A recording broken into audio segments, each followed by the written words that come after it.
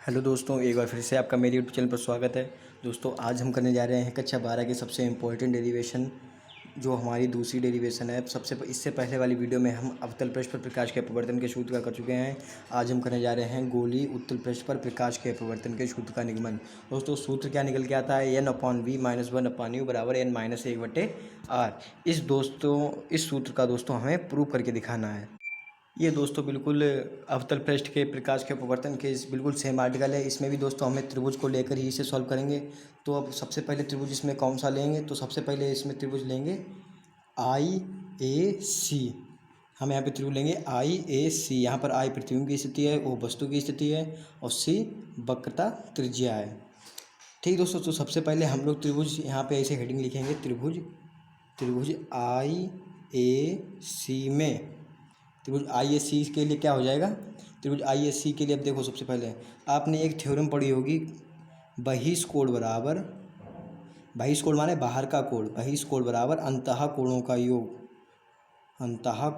योग। तो दोस्तों सबसे पहले IAC में आप देखिए, IAC इसमें आपको क्या दिखाई पड़ रहा है? IAC में देखो बीटा एक कोण हो गया, I और A यहाँ से देखो, ये दोस्तों R बाहर का कोण है। R जो है C गामा है और R क्या है? बाहर का कोण R है। तो हम लोग क्या लेंगे? बहिष्कोण। अब यहाँ पे IAC अगर आप थोड़ा ध्यान से देखेंगे तो IAC में आपको दिखाई पड़ेगा बाहर का कोण क्या है? R है।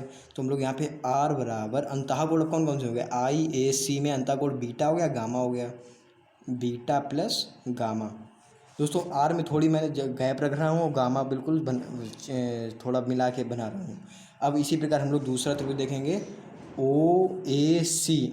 दोस्तों अगर आपने इस आर्टिकल में अगर चित्रों को सही से समझ लिया तो ये आर्टिकल आपके लिए कुछ भी नहीं है। अब हम लोग पहले IAC ले लिया, अब हम लोग लेंगे OAC। तो OAC में बहिष्कोण क्या है? त्रिभुज OAC में इसमें भी वही लिखेंगे, बहिष्कोण बराबर, बिल्कुल दोस्तों आपको अच्छे से करके आना है, बहिष्कोण बराबर अंतः कोणों का योग।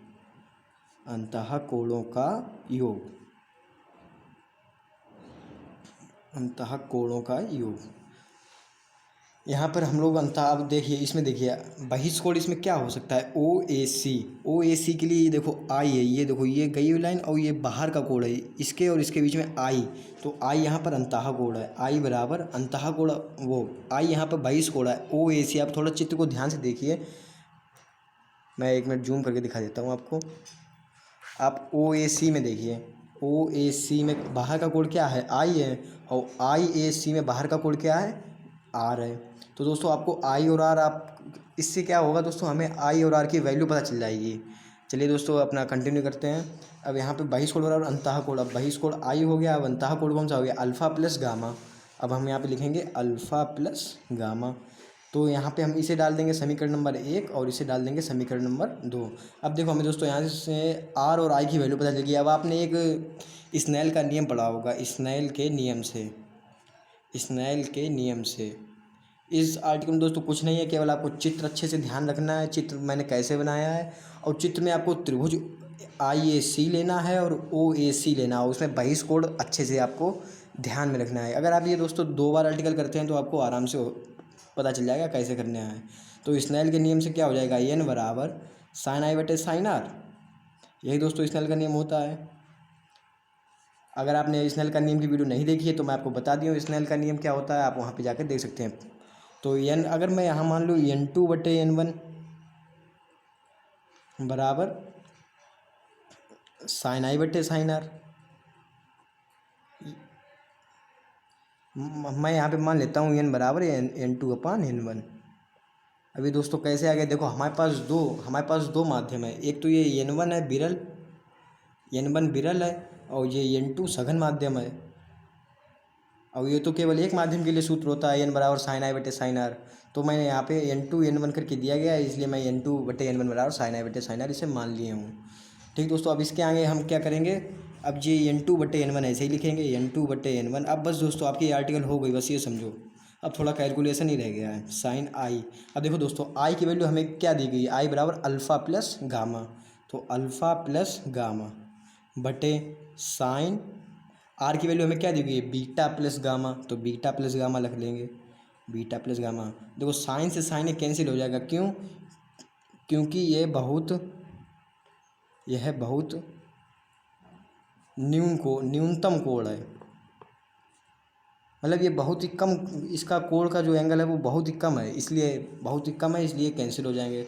अब n2/n1 बराबर क्या हो गया हमारा, अब देखते हैं। n2/n1 बराबर अल्फ़ा प्लस गामा बटे बीटा प्लस गामा। अब हम लोग यहाँ से क्रॉस मल्टीप्लाई कर देंगे तो क्या हो जाएगा, तो यहाँ पे हो जाएगा n2 beta plus n2 gamma बराबर n1 alpha plus n1 gamma, यही होगा दोस्तों। इसके बाद हम इसका थोड़ा पंचांतर कर देते हैं, गामा वाले एक तरफ कर देते हैं और अल्फ़ा बीटा वाले एक तरफ। तो हम लोग यहाँ पे ऐसे लिख देते हैं, n2 बीटा ऐसे ही लिखा रहने देते हैं, n2 बीटा और माइनस के n1 अल्फ़ा बराबर यहाँ पे क्या है, n1 गामा माइनस के n2 गामा। ठीक दोस्तों, कि हमने यहाँ पे कुछ नहीं किया। देखो सबसे पहले r की वैल्यू निकाली, फिर i की वैल्यू निकाली, फिर स्नेल के नियम में i और r की वैल्यू पुट कर दी और क्रॉस मल्टीप्लाई करके इनका गुणा कर दिया। अब इसके आगे देखते हैं, n2 बीटा ये सब हो गया। अब इसके आगे कंटिन्यू करते हैं हम दोस्तों। यहाँ पे n2 बीटा माइनस के n1 अल्फ़ा बराबर n1 गामा माइनस के n2 गामा को इस तरह से भी तो लिख सकते हैं, n1 अल्फ़ा माइनस के n2 बीटा बराबर n2 गामा माइनस के n1 gamma.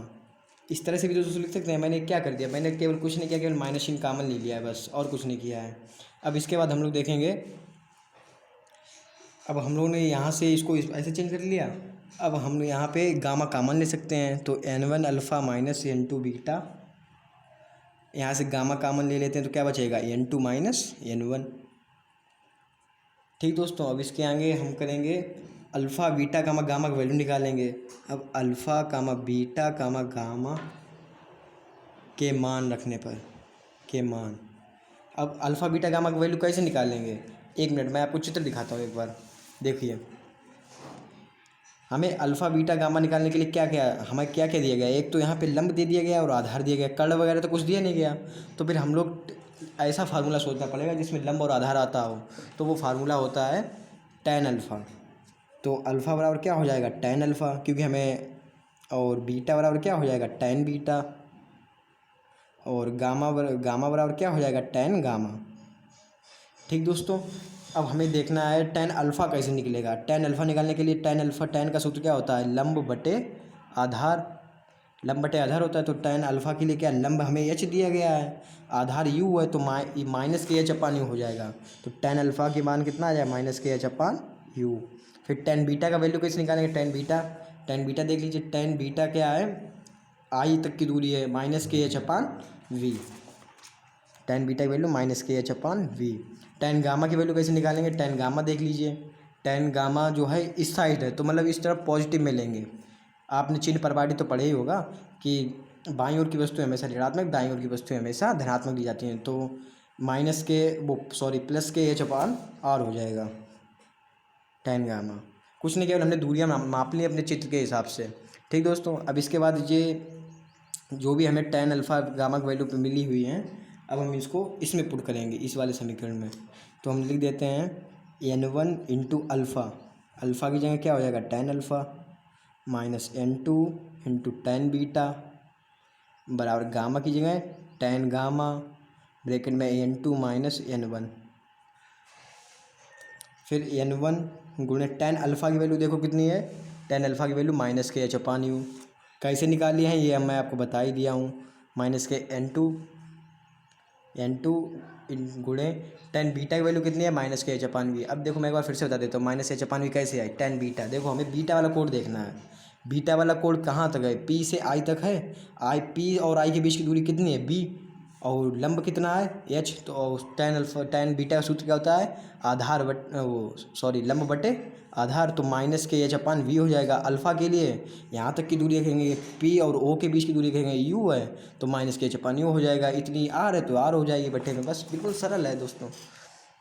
n2 tan beta की वैल्यू माइनस के h/v बराबर tan गामा की h/r, ब्रैकेट में n2 माइनस n1। अब देखो दोस्तों, मुझे माइनस के एच यहाँ से मैं कामन ले सकता हूँ, तो माइनस के एच मैंने अगर यहाँ से कामन ले लिया तो क्या बचा, N1/U माइनस के N2/V बराबर H/R, लेकिन मैं N2 माइनस एन N1। अब देखो इस वाले एच से इस वाला एच कैंसिल हो जाएगा और मैं इसका माइनस गुणा कर दिया तो क्या हो जाएगा, N2/V माइनस के N1/U। माइनस माइनस प्लस का हो जाएगा, इसको आगे रख लिया, और माइनस का N/U यहाँ पर कर दिया। अब इसके बाद यहाँ पर वैसे चलने देते हैं N2 माइनस N1/R। अब हम क्या करें दोस्तों, अब एक सबसे इम्पोर्टेंट पॉइंट है यहाँ पे कि प्रत्येक पद में N1 अंश में, प्रत्येक पद में अंश में N1 का भाग करने पर, N1 का भाग कर देंगे तो क्या हो जाएगा, N2/N1/V माइनस के N1/U/V बराबर N2/N1 माइनस के N1/N1 में R। सब में दोस्तों हमने N1 से भाग कर दिया है, यहाँ पे N1 होगा, N1 होगा यहाँ पे। ठीक है दोस्तों, अंश में क्या किया, N1 का हमने पूरे अंश में भाग कर दिया। अब N2/N1, एक मिनट मैं आपको बताना चाहता हूँ, N2/N1 हमने क्या माना था, याद कीजिए N2/N1 बराबर हमने N माना था, तो हम यहाँ पे N रख देंगे तो N/V माइनस N1 से N1 कैंसिल हो जाएगा, 1/V बराबर N2/N1 की जगह क्या रख देंगे, N रख देंगे, तो N माइनस N1 से N1 कैंसिल 1/R। शायद हमें दोस्तों यही प्रूव करना था सूत्र में, क्या प्रूव करना था कि गोलीय उत्तल पृष्ठ के लिए प्रकाश के अपवर्तन का सूत्र N/V माइनस 1/U बराबर N-1/R। यही दोस्तों हमें प्रूव करना था, हैंस प्रूव। अगर दोस्तों वीडियो पसंद आई हो तो प्लीज़ लाइक करिएगा वीडियो को, चैनल को अभी तक सब्सक्राइब नहीं किया तो सब्सक्राइब करिएगा और बेल का आइकन भी प्रेस करिएगा। तब तक के लिए दोस्तों अगली वीडियो में हम देखेंगे गोली दर्पण से संबंधित हर एक चीज़, उसके बारे में सब कुछ पढ़ेंगे कि ध्रुव क्या होता है, फोकस क्या होता है, ये सब कुछ हम उसके बारे में आपको एक बार आपका फिर से रिवीजन कराएंगे। चलिए दोस्तों, आप एक बार इसे चाहें तो स्क्रीनशॉट भी ले सकते हैं, मैं आपको दिखा दे रहा हूँ। आप इसको 1-2 बार करिएगा तो आपको अच्छे से समझ में आ जाएगा।